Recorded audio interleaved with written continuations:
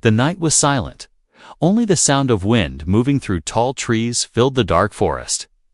A lone human, named Ethan, walked carefully. His boots pressed against damp leaves, and his hands carried old ropes and metal pieces. He had one machine set. Traps for food. He was far away from any town, and he lived alone. For him, the forest was life. Ethan tied ropes between trees, made wooden spikes, and checked every trap he had placed. He whispered to himself, "Tonight, maybe I catch a rabbit, maybe a wild boar." His stomach growled. Hunger pressed on him. The forest did not forgive weakness. And he knew that very well. But when he returned to one trap near the river, he froze. His eyes widened. His trap had caught something, but it was not an animal inside the net. Struggling with sharp ropes cutting into her skin was a tall alien woman. Her skin shimmered faintly under the moonlight. Bluish and smooth, her silver hair was tangled in branches, and her bright golden eyes stared at him in terror. She hissed like a cornered animal. Her arms pulled against the ropes, blood dripping where the net cut too deep. Ethan's breath stopped for a moment. He thought he was dreaming. He had heard rumors, strange whispers in villages about others that sometimes walked the deep forest at night. Some said they were spirits, some said demons, but now, standing in front of him, was proof an alien woman. She screamed in a strange language, sharp and fast, as if she was begging or warning him. He could not understand. But her fear was clear. Her chest rose and fell quickly. Her body shook with panic. Ethan stepped closer, slowly raising his hands to show he had no weapon in them. "Calm down," he said softly, though he knew she could not understand. "I won't hurt you." The alien woman only cried louder, twisting against the ropes. Her voice cracked, and tears rolled down her cheeks. She thought he would kill her. She thought he would use her as prey. Ethan felt his chest tighten. He had set the trap for animals, not for someone like her. Guilt stabbed him. He crouched near her and touched the net carefully. The ropes had cut into her skin deeply, small wounds glowing faintly as if her blood had light inside it. She flinched back violently, her golden eyes wide with terror. Ethan shook his head and whispered again, "I won't hurt you." His voice was calm, steady, like talking to a frightened child or a lost dog. For a moment, their eyes met, and something changed. Her breathing slowed a little, though her body still trembled. Ethan pulled out his knife. The alien's eyes widened again. She screamed, struggling harder, thinking he was going to kill her. Ethan raised his free hand quickly, shaking his head. No, it's okay," he said. He pressed the knife not on her, but on the ropes. Slowly, carefully, he began cutting them. The sound of ropes snapping filled the air. One by one, the net loosened. The alien woman froze in confusion. She did not understand. Why was he freeing her instead of harming her? Finally, the last rope fell. She dropped onto the ground weakly. Her legs shook, her arms full of wounds. She crawled back against a tree. Still watching him with suspicion, Ethan stayed where he was, putting his knife on the ground and raising both hands, showing he had no plan to attack. He even stepped back, giving her space. The alien woman panted heavily. Her eyes scanned him, her body ready to run, but she could barely move. The injuries and exhaustion chained her to the ground. Ethan looked at her carefully. She was tall, taller than him, her body thin but strong, her face delicate but sharp. And even with fear covering her features, she looked beautiful in a strange way unlike anything human. He noticed her ankle bleeding badly where the trap had caught hardest. He sighed. "You're hurt," he said, then pointed at her wound. "Hurt," repeating the word slowly. As if somehow she might understand, she blinked. Her lips pressed tight. She did not speak. But she did not run either. The forest around them was dark and dangerous. Ethan knew if he left her like this, some predator wolf, or worse, would find her, and deep inside, something human, something kind, refused to walk away, so he made his choice. Ethan stepped forward again slowly. He tore a strip of cloth from his own shirt and crouched, showing her the cloth first. Pointing to her wound, he spoke gently, "Help." One word. He didn't know if she understood, but his tone carried the meaning. The alien hesitated, her golden eyes watching him closely. Her breathing slowed further, and finally, she allowed him to come closer. Ethan pressed the cloth against her wound. Carefully wrapping it tight, she winced, her body stiff, but she did not push him away for the first time. A thin thread of trust formed between them.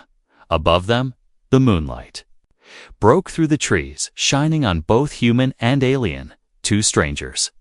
Trapped together in a forest night, fear still heavy between them, but something new, rising hope. And as Ethan finished tying the cloth, he whispered to himself, "What? Are you?" The alien woman stared at him with tired, golden eyes. She did not answer. But in her silence was a story waiting to be told. The forest was quiet again, but the silence was heavy. Ethan sat a few feet away from the alien woman, watching her carefully. She pressed her back against a tree, knees pulled close to her chest, every time he shifted, even a little. Her golden eyes flashed with panic. Her hands shook as she touched the rope's marks on her arms. The glowing lines where the net had cut her skin still shimmered faintly. She tried to hide her pain. But Ethan could see the small winces on her face. He wanted to speak, but what words could he use? She would not understand his language, and even if she did, would she believe him? To her, he was a stranger or predator who had trapped her. Ethan sighed softly and reached into his pack. He pulled out a small wooden bowl and poured water from his flask. Then he slid the bowl slowly across the ground toward her. His hands never reached for her. He wanted to show he meant no harm. The alien woman stiffened, her eyes locked on the bowl as if it might be poison. For a long moment, she didn't move. Finally, her trembling fingers reached forward. She grabbed the bowl quickly, like it could vanish if she delayed. She sniffed the water first, then took a sip. Her throat moved as she drank. Her eyes flicked back to Ethan again and again. Always alert, always ready to react if he made one. Wrong move. When she finished, she pushed the bowl away from her and whispered something in her strange tongue. The sound was soft but filled with fear. Ethan wished he could understand. He only shook his head slowly, trying to tell her without words he would not harm her, but her body told a different story. She hugged herself tighter, her golden eyes shining wet with tears. She muttered again, and though he did not know the meaning, he could hear the broken tone in her voice. It sounded like pleading, like begging for mercy. Ethan's chest grew heavy. He had never been good at comforting, even his own kind. How could he comfort someone from another world? But deep inside, he felt the same thing he had felt when he first saw her trapped responsibility. He had caught her. He had caused her pain. Now he could not abandon her.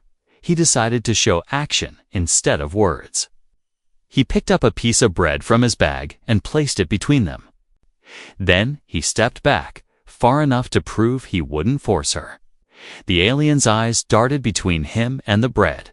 Her hunger betrayed her. Though she tried to hide it, after minutes of silence, she finally reached out and grabbed it. Her hands shook, but she ate quickly, like someone who hadn't eaten in days. Ethan watched quietly, not moving, letting her have that moment. Every bite she took lowered her guard just a little. When she finished, she leaned back against the tree. Her breathing calmer now, her eyes still held fear, but less than before. She looked at Ethan, her lips parted, as if she wanted to say something, but no sound came instead. She simply stared, silent but intense. Ethan did not know what that stare meant: hatred, curiosity, or the beginning of trust. The night deepened around them, and the forest grew darker. But inside that small circle of silence, something invisible shifted for the first time. The alien woman did not look like she was about to run. She still feared him, yes, but behind that fear, there was something else, a tiny spark of wonder. And Ethan felt it too. He whispered to himself, "You're not my enemy." The alien woman tilted her head slightly, as if she caught the tone, not the words. Her golden eyes softened just for a second. Then she looked away, hiding her face in shadow. But Ethan knew, in that small moment, fear had not completely won. Asterisk. The forest night was growing colder. A thin mist began to rise from the ground, wrapping the trees in white shadows. Ethan could feel the chill bite through his torn shirt. He looked at the alien woman still sitting under the tree, her arms wrapped tightly around herself. Her body trembled, not only from fear, but from the cold, too. He knew she would not survive outside like this. Her wounds, her weakness, and the cold, it was too much. He glanced at his small shelter hidden between the trees. A rough hut made from logs and leaves. It wasn't much, but it was warmer than this open ground. Ethan took a slow step toward her and pointed toward the shelter. "Come," he said softly, repeating the word. His hand motioned in the direction. The alien woman tensed, her golden eyes narrowing. She shook her head violently and muttered something in her own language. Her reaction was sharp. She did not trust him enough to follow. To her, his hut might be a trap, another prison. Ethan exhaled. He didn't want to leave her here, but he also couldn't force her. He turned away. Walking back to the shelter alone, he left the entrance open, the firelight inside glowing faintly. Minutes passed. The alien woman stayed where she was, hugging herself against the cold. She looked at the glowing light again and again, her teeth pressed together as the night air grew harsher. She could almost hear the warmth calling her. Finally, after what felt like forever, she pushed herself up slowly. Her legs shook and her wounds ached, but step by step, she walked, her eyes never leaving the human who now sat quietly by the fire. Ethan did not move. He only looked at her once, then back to the fire. He wanted her to decide freely, not by fear. She stopped at the doorway, her body half in shadow. The flickering firelight painted her face, showing her doubt and hesitation. At last, she stepped inside, keeping distance between them. She sat near the farthest corner, curling up with her knees close to her chest. Ethan glanced at her again, then slowly pushed a small blanket across the ground toward her. She stared at it like it was a weapon. But after a long pause, she grabbed it. The fire crackled.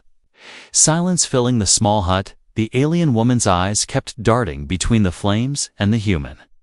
Her body remained tense, every muscle ready to move if he made a sudden move. Ethan leaned back, resting his tired body. He spoke softly, not expecting her to understand. "You're safe here." His voice was low, almost like talking to himself. That alien tilted her head slightly. The word safe seemed to touch her ears. Her lips moved as if repeating it silently. She did not fully understand, but the tone carried meaning. Hours passed, the flames grew smaller, and Ethan's eyes grew heavy. He leaned against the wall and finally closed them. He trusted the silence. Trusted that if she wished to leave, she would, but she did not. She stayed curled in her corner, staring at him as sleep slowly pulled him under. Her golden eyes softened just a little. The human was strange.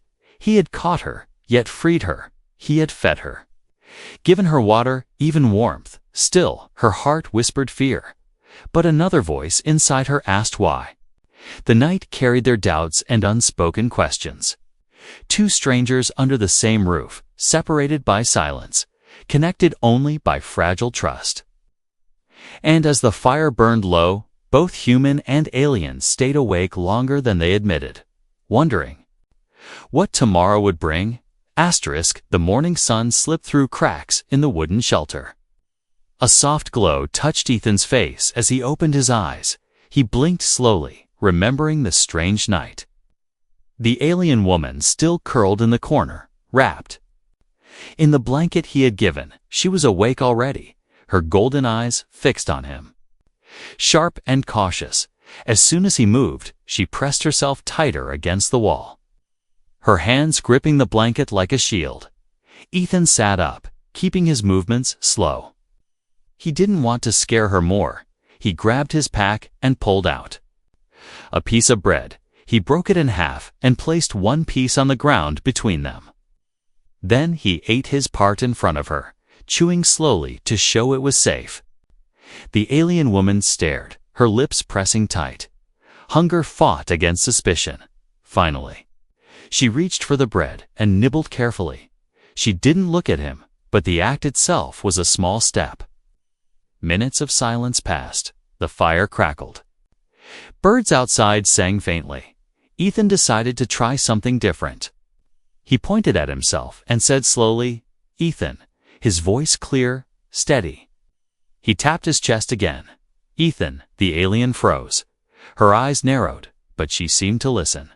Her lips moved slightly, repeating a strange sound. Not perfect, but close enough. A ba. Then, Ethan's heart skipped. It was the first time she tried. The first bridge across their walls of fear. He smiled faintly and nodded.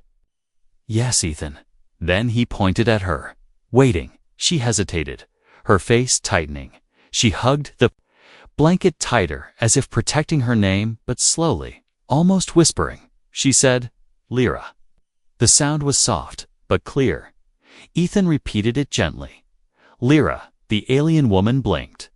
A spark of surprise in her eyes she didn't expect him to say it correctly, yet he did, with care, with respect, for the first time. A silence passed that was not heavy, but light. Something fragile shifted in the air. Encouraged, Ethan pointed at the bread and said, "Food." He repeated the word, slow and calm. "Food." Lyra tilted her head. Her golden eyes focused on his lips. After a moment, she whispered, "Food, not perfect, but close." Ethan chuckled softly. Not to mock her, but in relief. She flinched at the sound, then frowned, unsure if it was safe. Ethan quickly shook his head and raised a hand. "No, no." His smile stayed kind. "Good." He corrected himself. "Good, Lyra." Her eyes lingered on him. Her fear didn't vanish, but it cracked just a little. The morning passed with small attempts. Ethan pointing at things, fire, water, hand, and Lyra, trying to repeat. Her voice was low, her tone always guarded, but she tried. Every word built a thread, fragile yet real. Still, whenever Ethan moved too quickly, she stiffened. Whenever his eyes stayed on her too long, she looked away. Fear had not left her, but trust had started to grow, one word at a time. Later, when Ethan stepped outside to collect wood, he glanced back, expecting her to run. But she was still there, sitting by the fire. Holding the blanket around her shoulders, she looked out through the doorway at the forest. Then back at him, her eyes uncertain but calmer than before. Ethan realized something important she had. A choice. She could have escaped, even with her weakness, yet she stayed. And that meant more than any word. Inside the small shelter, among broken bread, quiet fire, and awkward words, a bond was born, not strong yet, not safe yet, but real, and for both Ethan and Lyra, it was the first fragile step toward trust. The day passed slowly in the forest. Ethan and Lyra stayed inside the small shelter. He tried to teach her more simple words. Pointing to things and speaking slowly, she answered with hesitation, but her voice grew less afraid each time. But as the sun began to fall, the forest changed, the air grew heavier, the birds stopped singing. Even the wind carried a warning. Lyra suddenly stiffened, her golden eyes widened, and her body went tense like a bowstring pulled too tight. Ethan noticed. Immediately, "What is it?" he whispered. She didn't answer. Instead, she pressed a finger to her lips. Motioning for silence, her ears twitched toward the trees, her whole body trembling not from him, but from something outside. Then Ethan heard it too, faint footsteps. Heavy and steady, moving through the woods. Not like an animal, but like trained hunters. The sound of metal clinking and voices speaking in a harsh, unfamiliar tongue echoed closer. Lyra's face went pale. She whispered something in her language, the tone filled with dread. Ethan didn't need translation to understand they were coming for her. Through the cracks of the wooden wall, he saw them, tall figures armored in dark plates. Their weapons glowing faintly with strange energy. Their skin was bluish like Lyra's, but their eyes were colder, sharper, soldiers, not wanderers. There were 4 of them, moving in formation, scanning the ground, one bent down and touched the soil, pointing toward the broken ropes from Ethan's trap. Their voices grew louder, angry. Ethan's heart pounded. He looked at Lyra. Her whole body shook. She pressed her hands together as if praying. Whispering her own name under her breath, Ethan realized these were her people. But she was not safe with them. She feared them more than she feared him. One of the soldiers raised his head and shouted. His voice cut through the forest like a blade. Another pointed toward Ethan's shelter. The hunters began walking straight toward them. Lyra gasped. Her hands clutched Ethan's arm. Surprising him, her golden eyes locked on his. Wide with desperation, she shook her head violently. Whispering in broken words, she had learned, no. No harm, Ethan. No harm. It was the first time she tried to protect him with words. And it shook him deeply. The steps outside grew louder. The ground trembled slightly as the armored hunters approached. Ethan grabbed his knife, the only weapon he had, but he knew it was nothing compared to theirs. Still, he stood in front of Lyra, shielding her with his body. The wooden door cracked open. A tall figure stepped inside. His eyes scanned the small shelter and landed on Ethan. The soldier snarled. His weapon raised, speaking in the same sharp language, demanding something. Lyra suddenly stood, her voice breaking. She shouted words that stopped the soldier for a moment. A tone was pleading, filled with fire. She pointed at Ethan and shook her head again and again. Repeating words Ethan could not understand, but could feel she was defending him. The soldier's golden eyes narrowed. He spoke back to her in harsh tones, as if scolding her. Lyra's shoulders shook, but she didn't back down. Her hands spread wide. Standing between Ethan and the weapon, the silence stretched, the fire. Inside the hut crackled. Ethan's knife shook in his hand, his breath heavy. He didn't know what would happen. Would they take her, kill him, or worse? The leader of the hunters finally lowered his weapon slightly. Growling something to the others, they exchanged looks, uncertain, but they didn't strike yet. For the first time, Ethan realized Lyra had chosen. She was no longer just the frightened woman in his trap. She was standing with him, against her own kind, and that choice was about to change everything. The shelter felt too small, too fragile for the storm inside. 4 armored hunters stood outside, their weapons glowing faintly. The leader's sharp eyes never left Ethan. His voice rose again, loud and commanding, a language Ethan could not understand, but full of threat. Lyra stood between them, her body trembling. Her golden eyes burned with fear, but also with something stronger. She raised her voice, speaking quickly in her tongue. Her hands pointed toward Ethan again and again. She shook her head violently. No, no harm. She finally shouted in broken human words. The hunters froze for a moment, confusion flashing in their eyes. A human word from her lips. It was something they did not expect. The leader snarled, stepping closer, his weapon raised toward Ethan. Lyra gasped and spread her arms wide, blocking the path. Her voice broke into a scream. Her own language mixed with desperate English. He save. He saved Lyra. Ethan felt his chest tighten. He had never heard his name in her mouth before. It carried weight, it carried trust. The soldiers argued among themselves, their voices sharp. One of them looked at Lyra's bandaged wounds, at the cloth tied carefully. By Ethan's hand, another noticed the remains of food they had shared. The truth was clear: this human had cared for her, not harmed her, still. The leader's pride burned. He growled and shouted, pointing his weapon once more. To him, humans were lesser, prey, not protectors. Lyra's body shook, but she did not move aside. She pressed her hand against Ethan's chest, pushing him back, gently, as if telling him not to fight. Then she turned to her people, her voice steady, though tears rolled down her face. "Lyra, choose," she said in broken words, her hand pressed against her chest. Then she pointed at Ethan. "Lyra." With him, the silence was heavy. The hunters looked at each other. Disbelief painted on their faces. A bond had been declared, clear and public. It was not just trust, it was loyalty. Ethan swallowed hard. He did not fully understand her words, but he felt them. He felt the way she stood before him. Ready to take the strike meant for him, the leader growled again, his face twisted in anger.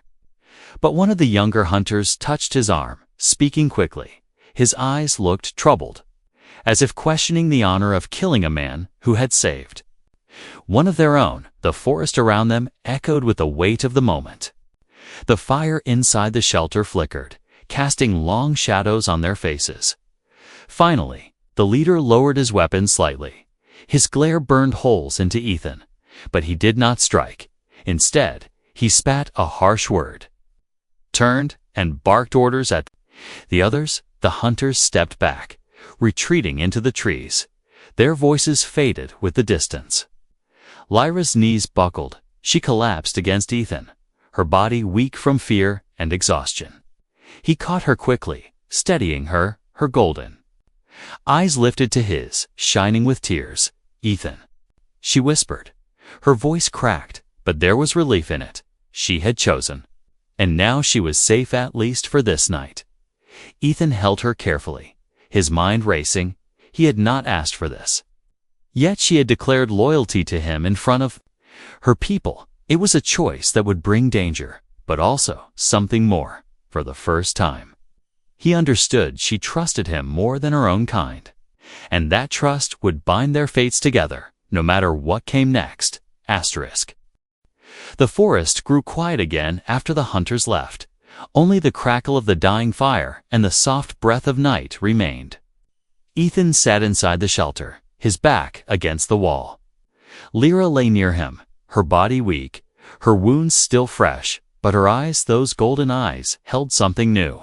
Not just fear, not just sorrow, but trust. She had stood against her own kind. She had spoken his name, chosen him over them.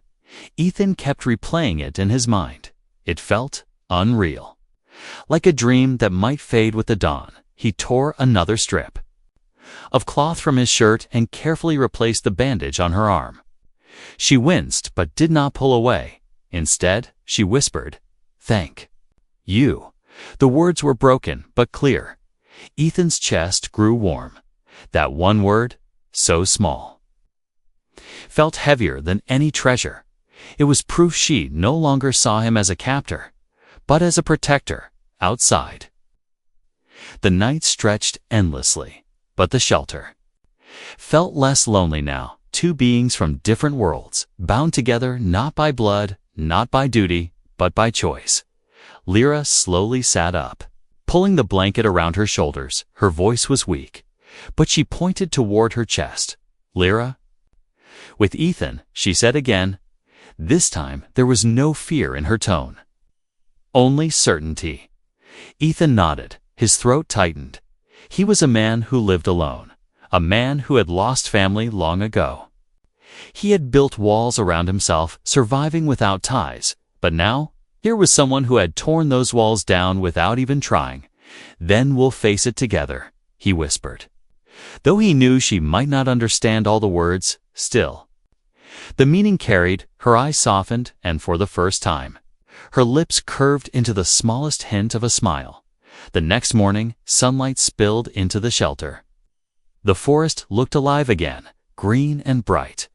Birds sang loudly, as if nothing had happened the night before, but Ethan knew things had changed. The hunters would not forget. They would come again, maybe with more numbers, stronger weapons. Yet he did not feel alone anymore. Lyra stepped outside with him. Her steps were slow, careful, but she stood tall beside him. Her gaze swept over the trees with caution. But when her eyes turned to Ethan, they steadied. She spoke softly, pointing to him, strong. Then to herself, safe. Her broken English carried a weight he couldn't ignore. He laughed lightly, shaking his head.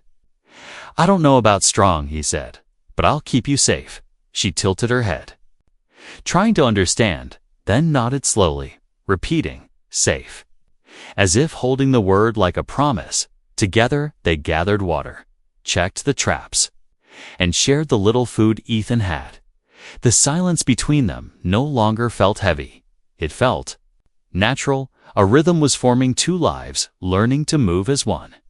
As night returned again, Ethan sat by the fire, Lyra close by. Her golden eyes reflected the flames. She whispered words in her own tongue, a soft prayer perhaps, then looked at him, her voice shaky but clear. "Not alone." Ethan froze. The words pierced straight into him. For years he had lived with nothing but solitude. Now, hearing them from her lips, he felt something. He thought he had lost hope. He reached out slowly, placing his hand gently over hers. She didn't pull away. Her hand stayed warm against his. The forest outside was still full of danger. Her people might return. The future was uncertain. But in that moment, under the firelight, they both knew something unbreakable had begun. Not fear, not accident, but a bond, one that reached beyond worlds. The forest felt different after that night.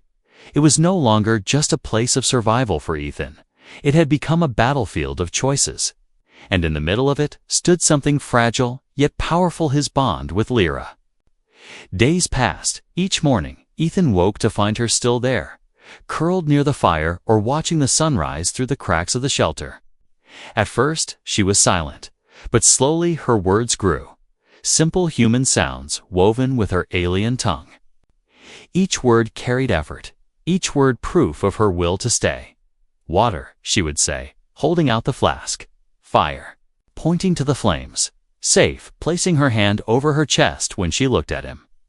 Every time Ethan felt the truth in her broken words, she was learning his world, and at the same time, he was learning hers, not through language, but through presence, through trust built on actions. Yet shadows lingered. He knew the hunters would not forgive. They had seen her choice, seen her stand against them.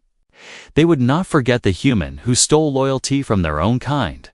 One evening, as the sun bled red across the horizon, Lyra sat near the fire, her eyes distant. Her hands traced the scars left by the ropes. Ethan watched her carefully. He could see the weight pressing on her shoulders. "They'll come again, won't they?" he said quietly. She looked up, tilting her head, not understanding all the words, but catching enough. Her golden eyes softened, and she whispered, "Yes." Her voice was small, but certain. Ethan clenched his fists. He had lived alone for so long, avoiding trouble, but now he felt something new: responsibility. Not just to himself, but to her. He wasn't sure if he could fight her people, but he knew one thing: he would never hand her over. Lyra studied him, then leaned closer. Her hand touched his arm gently. She whispered, "Not alone." The same words she had said before, but now heavier. Like a vow, the forest around them stirred with the call of owls and the rustle of unseen creatures. The night pressed close, reminding them of the danger waiting just beyond the trees. But inside that small circle of firelight, there was something stronger than fear. The next day, Ethan began building. He cut stronger logs, sharpened stakes, and reinforced the shelter. His hands blistered, his body ached, but he kept working. Lyra helped as much as her strength allowed, carrying small branches. Weaving leaves into tighter walls, she watched him with quiet determination, as if saying with her actions, "I belong here. I will stand with you." Together, they turned a fragile hut into something sturdier. A place that could withstand not only storms, but also eyes that searched for them. That night, when the fire burned low, Lyra spoke again, her words slow. Broken, but clear. "Home," she said, touching the shelter walls, then pointing to herself and to him. "Home." Here, Ethan's throat tightened. He had never thought of the forest as home, only as survival. But now, hearing her voice, seeing her eyes filled with quiet certainty, he believed it. Maybe the hunters would return. Maybe tomorrow would bring danger greater than he could imagine, but for the first time in years. He didn't face the unknown alone. Ethan looked at Lyra, her golden eyes glowing faintly in the firelight. He smiled, tired but steady. "Yes," he whispered, "home."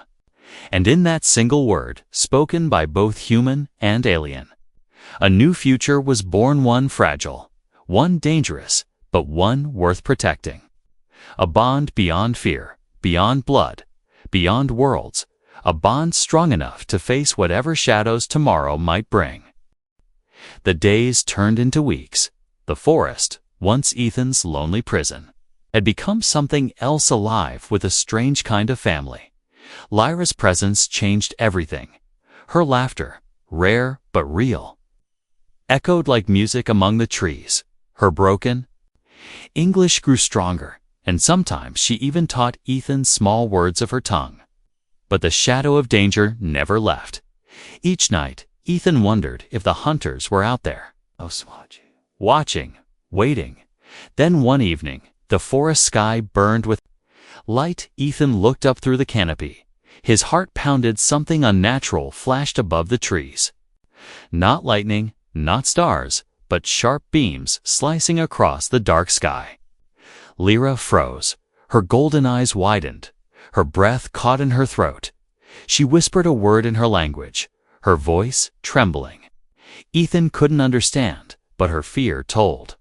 The story: a ship, sleek and black, cut through the clouds above. Its engines hummed low, making the ground vibrate. A faint symbol glowed across its hull, the same mark that had been on the hunter's armor. Ethan clenched his fists. They had returned, not just soldiers on foot this time, but with machines, with power. Lyra grabbed his arm, her nails digging into his skin. "Hide," she whispered, her voice urgent. Her eyes scanned the trees as if danger would burst through at any second. Ethan nodded quickly. Together they rushed back to the shelter, covering the fire, making the hut blend with the forest shadow. They crouched inside, listening, waiting. The ship's hum grew louder. A spotlight beam slashed across the forest floor, searching, hunting. Ethan felt sweat bead on his forehead. His knife in his hand felt useless against the sky. Lyra pressed closer to him, whispering words fast in her language, her eyes squeezed shut, as if she was praying. Ethan wished he could understand. Wished he could comfort her with the right words, but all he could do was place his hand over hers and whisper, "Safe." Together, the searchlight passed once, then twice. The ship circled above, scanning, probing. It felt like hours, though it was only minutes. Finally, the hum faded as the ship moved farther into the distance. But Lyra's face told Ethan the truth: it wasn't over. The hunters knew. They had seen enough signs, and they would come back stronger.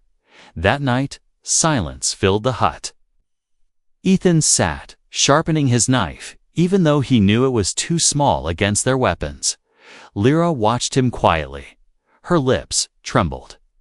But then she spoke, her English more steady than before. "They find soon," she said, pointing at the sky. Her golden eyes met his.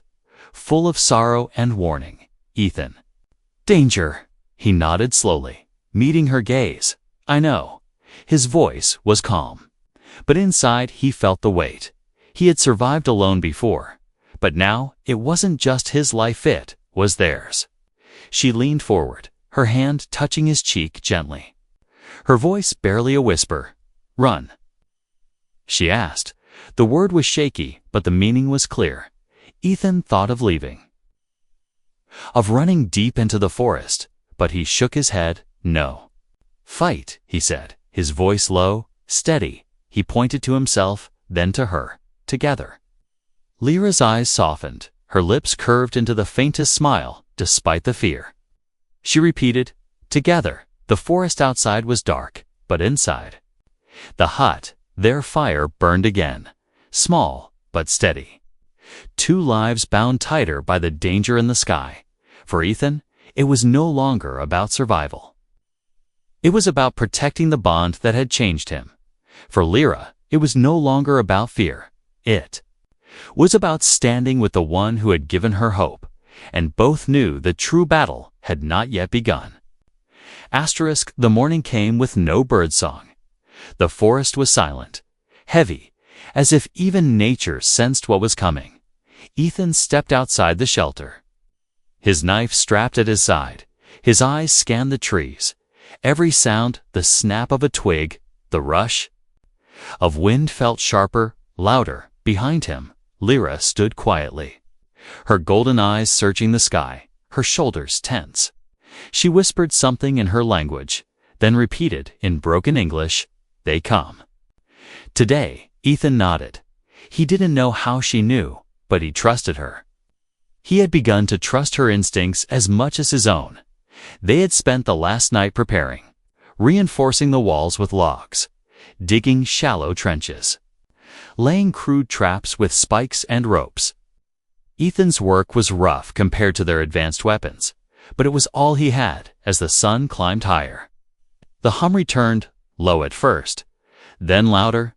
The ship cut through the clouds again, its shadow sliding across the forest floor like a predator searching for prey. Ethan grabbed Lyra's arm and pulled her back inside the shelter.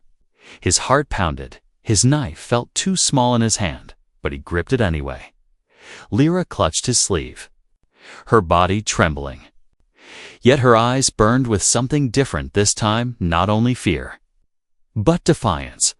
The ground shook as the ship landed somewhere close. The hiss of engines faded. Then came the heavy footsteps.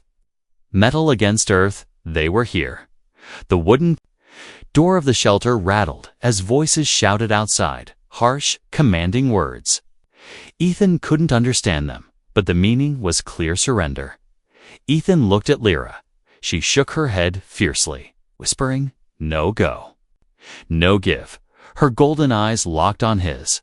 Then she whispered one more word. Soft but strong, "Fight." The door burst open, splinters flying. The first hunter stepped inside, weapon glowing. His armor gleamed in the firelight. He looked at Ethan with pure contempt. Before the soldier could strike, Ethan lunged forward. His knife slashed across the hunter's arm, sparks flying as the blade scraped armor. The hunter snarled, swinging his weapon, but Ethan ducked, grabbing a burning log from the fire and shoving it hard into the soldier's chest. The alien stumbled back, roaring. The second hunter entered, weapon raised, but before he could fire, one of Ethan's crude rope traps snapped. Pulling tight around his legs, he crashed to the ground, cursing in his tongue. Lyra shouted something, sharp and powerful in her language. Her voice filled the hut like thunder. The hunters hesitated for a moment, surprised. Ethan used that moment. Slamming his knife into the first soldier's weapon hand, the alien screamed, the weapon clattering to the floor. Its glow flickered and died. The fight was chaos, wood cracking, firelight flashing across blades and armor. Ethan's body burned with pain, every move desperate. But he fought like a man who had nothing to lose and everything to protect. Lyra grabbed a heavy branch and struck the soldier caught in the ropes. Again and again, her hands shook, but she did not stop until he was still. The leader outside barked. An order, and the remaining hunters pulled back. Dragging their injured with them, the ground trembled as they retreated toward the ship. The engines roared, and within moments, the forest fell silent again. Ethan stood panting, his shirt torn, blood dripping from a cut on his arm, his knife stained. His body trembled, but he was alive. Lyra rushed to him, her hands touching his wounds with desperate care, her golden eyes wide with fear and relief. She whispered, "Ethan, strong." Then, more softly, "Together." When? Ethan managed. A weak smile, his chest heaved, his body ached, but when he looked at her, standing fierce despite her trembling, he believed her. They had won their first battle, but deep inside, he